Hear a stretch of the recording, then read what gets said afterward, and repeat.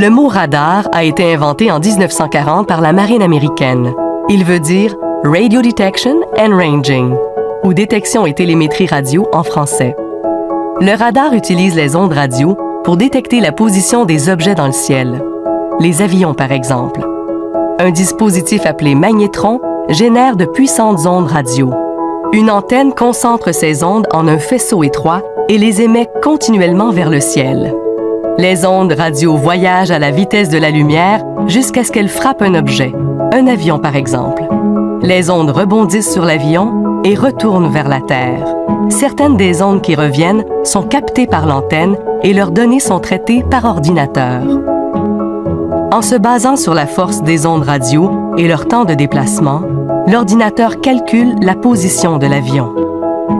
La position de l'avion s'affiche alors à l'écran d'un contrôleur aérien. C'est ainsi que le radar permet aux contrôleurs aériens de suivre la position des avions dans le ciel. Dans les années 1930, un avion de compétition hors du commun a ouvert une voie qui n'existait pas. Le Caudron Renault Rafale. Nous voulions savoir jusqu'où nous pouvions aller. Nous voulions savoir à quelle vitesse nous étions capables de voler. Nous voulions placer un repère pour les générations futures. Une marque durable pour qu'elle puisse se rappeler qu'aucune performance ne peut être réalisée sans créativité.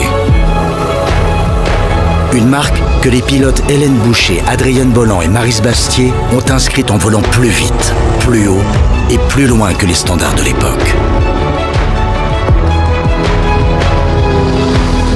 Aujourd'hui, cette inspiration aérienne nous fait une fois encore emprunter une voie nouvelle.